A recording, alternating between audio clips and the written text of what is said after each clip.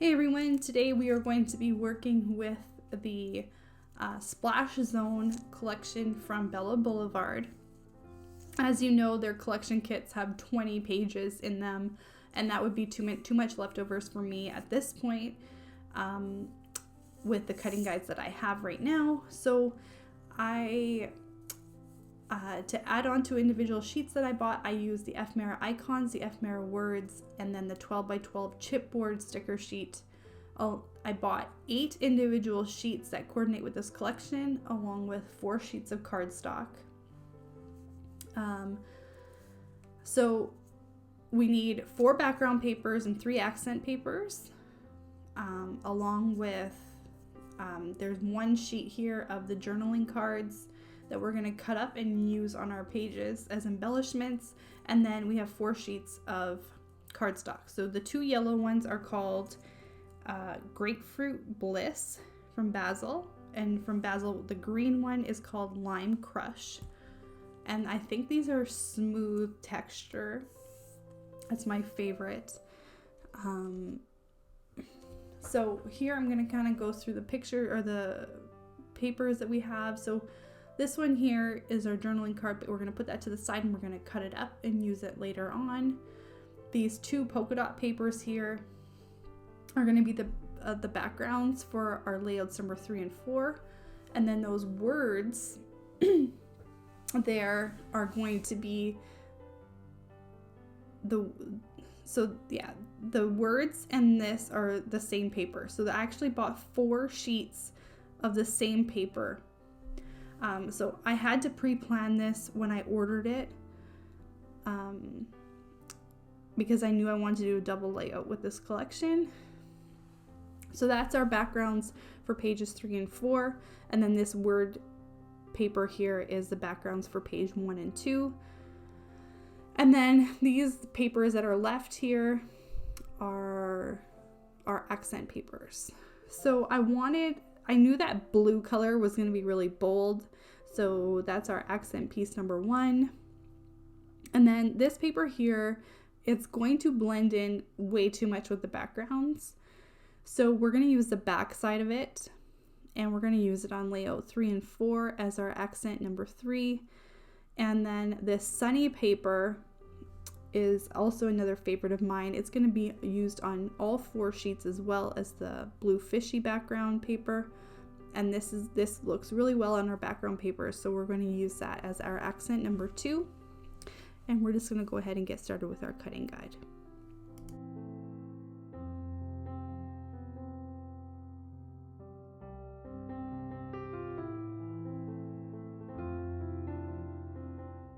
We have cutting diagrams in my tutorial videos, and I just kind of want to let you know how to read them. So there's the number in top in inches, and that's going to be the size that we're going to cut that cut piece into. And there's a number below it in a circle.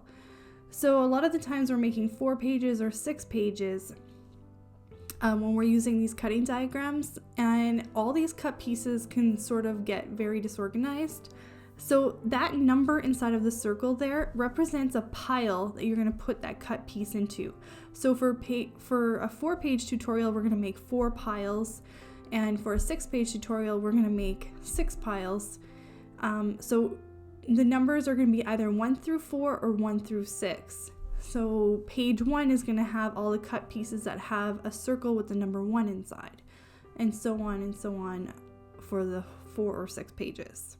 So now we're going to go ahead and take all pieces of our cardstock, and we are going to cut 1 inch in, 1 inch from the top, and 1 inch from the bottom. And we're going to make a straight line on all 4 sides of each of these pieces of cardstock. What we're basically doing is cutting a 10 by 10 inch square out of the center of this piece of cardstock. The border is going to be put into our pile, and the center, the 10 by 10 inch center, is going to be put to the side, and we're going to be cutting it with another cutting diagram as soon as we're done cutting out all of these squares.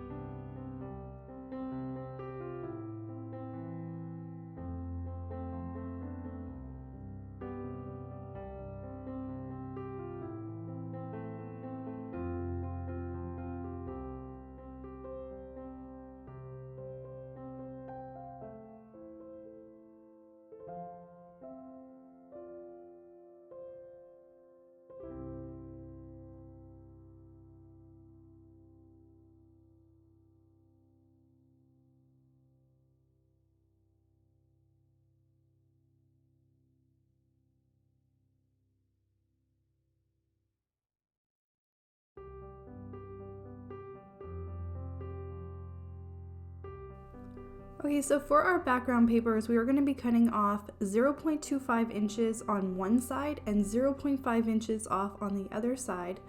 The reason why we're offsetting it is because we want the insides of our double layouts to be touching the edges so that they look like they're connected. When your paper goes through the cutter in the same direction that it would be on your layout, that's the side that you want to cut 0.25 inches off on. So when your page is sideways through the cutter, you actually want to cut 0.5 inches off on that side. Okay.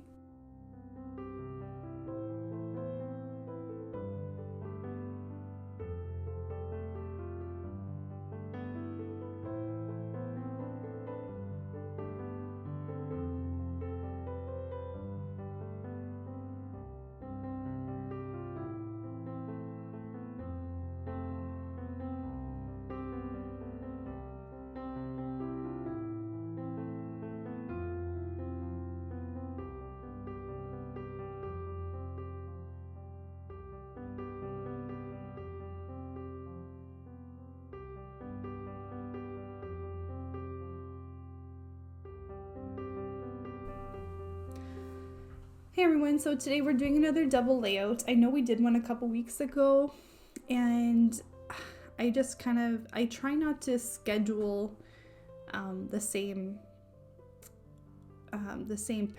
cutting guides so close together, but I haven't had a chance to make a new cutting guide. I really hope to have a new cutting guide available this week, either like a new double layout sort of cutting guide or template to work with, or even a new 4-page one or a new 6-page one. I just haven't had time.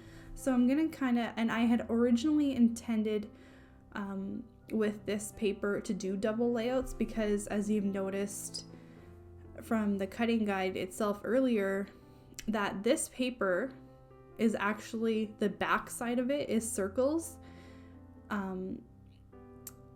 And I actually use that as my 3rd and 4th page, so my second double layout. So that paper itself, I actually bought 4 papers of the same type.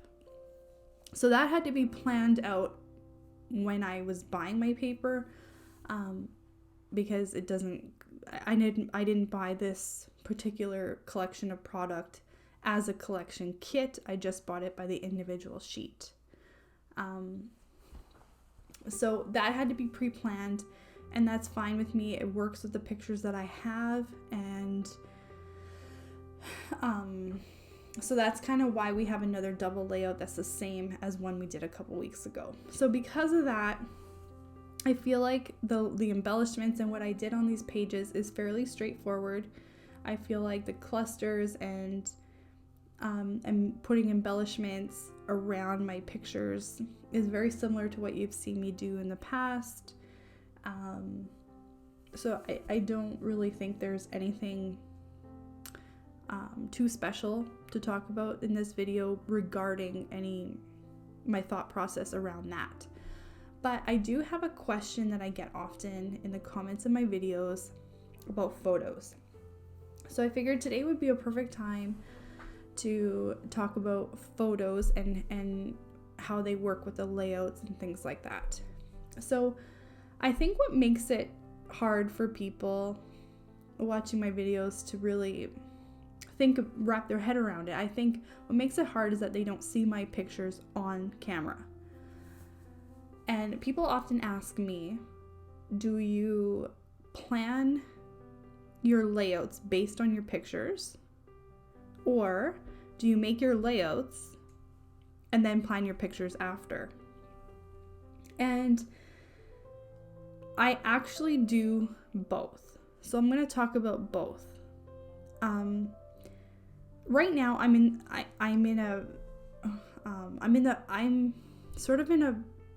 my scrapbooking right now is catching up. So all of my pictures already exist. It's not like I'm scrapbooking layouts for the future. It's not like I'm pre-planning my kids' graduation and making layouts. Everything that I do regarding scrapbooking is all based on pictures that I already have. Now, so there are certain situations where I will make my layouts before I have my pictures printed.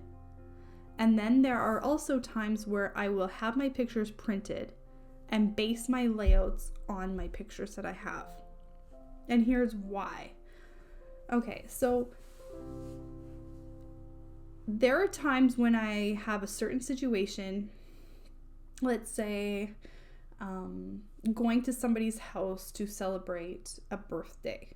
Okay, so you'll have pictures of that person blowing out their birthday cake, candles, and maybe you'll have a group photo of all the kids, and then you'll have a couple pictures of your kids together, or just candid moments at the birthday party.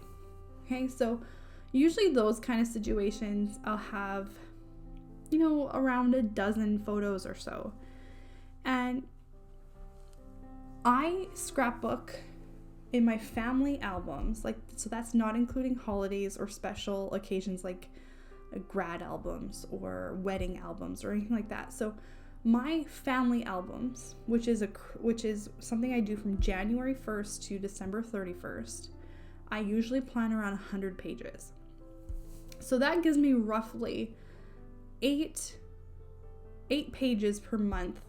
It gives me a little bit more than that, but sometimes I like to base it on 8 so that I have a few extra throughout the year to use for something special, or if there's a month that, I need a few more layouts than that.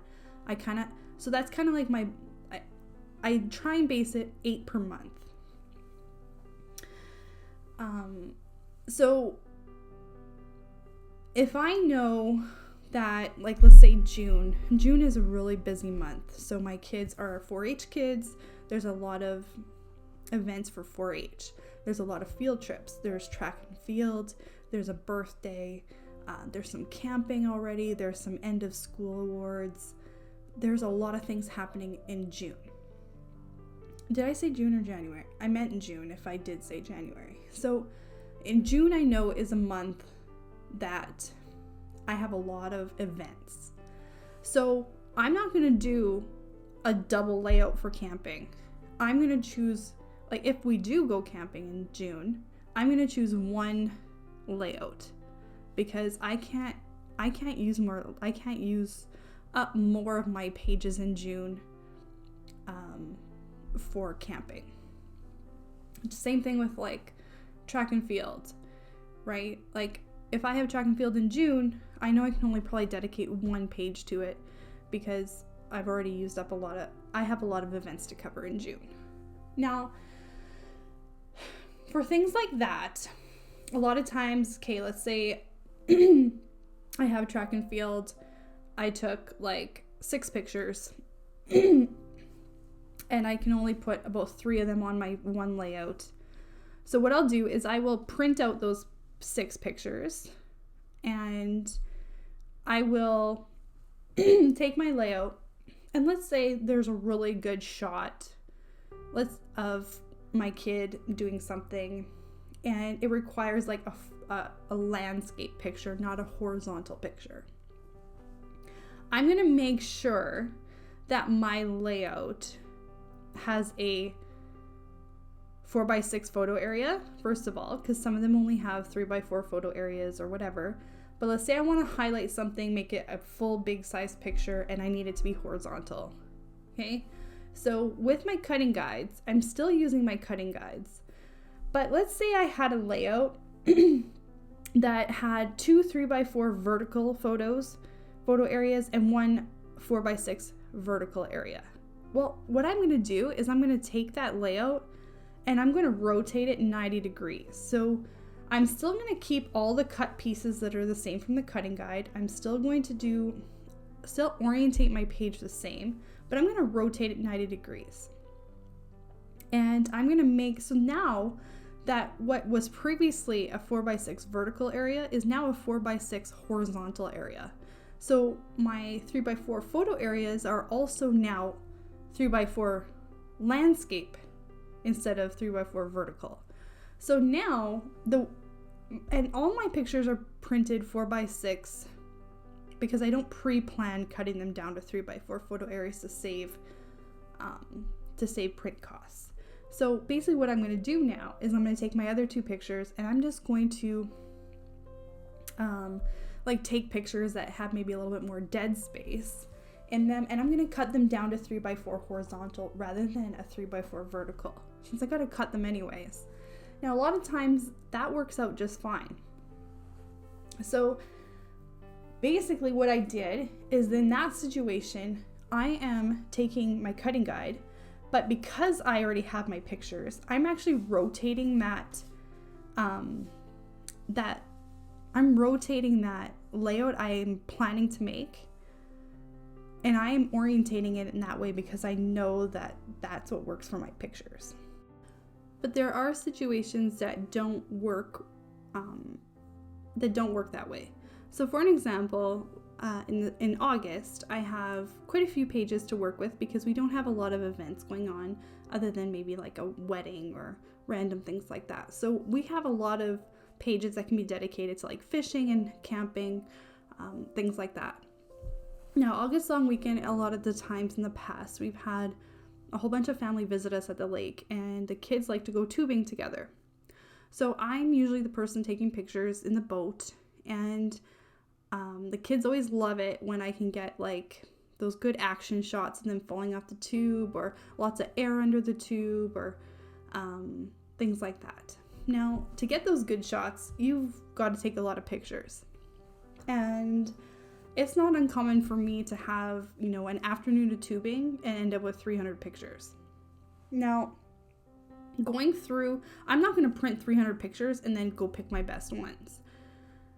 I'm going to plan out which pictures I want, and then I'm going to get them printed, because that's just way too many pictures to print that you're not going to use. So in situations like that, I actually make the layout first. So in August, I know I don't have a lot of other things going on, and I know I can do about 8 pages per month for my 100-page limit on my family albums. So I'm going to dedicate, I'd say, 4 pages to that camping trip, and I'm going to probably dedicate 2 pages of that to tubing. So I'm going to take a double layout or even 2 single page layouts, and I'm going to dedicate them to that tubing afternoon. Now, out of those 300 pictures, where do you even start? There's going to be so many good ones of them smiling, having fun. There's going to be wipeout shots. There's going to be multiple kids. Like, where do you even start? So in situations like that, where I need a place to start, just the same concept as my cutting guide, where you need a place to start because you feel overwhelmed, or you don't know what to do, or you don't know how to pick, same concept, I am going to build my layout first so that I know I can narrow down which pictures I want. So for me, it also helps with that feeling of being overwhelmed or not being able to pick, by having some of my layouts done like that in situations where I have lots of pictures. So I hope this helped clarify my thought process behind the layouts on my pages, the photos on my pages, sorry. And I hope I answered that question. And a lot of times I do have pictures planned for my layouts, but you just don't see them on camera because I don't want my pictures to be on screen. So a lot of times I'll take a layout off screen after I'm finished recording, and I'll just put my pictures into the photo spots. Thank you guys so much for watching today. I will see you guys next week with a new video. Thank you so much for watching.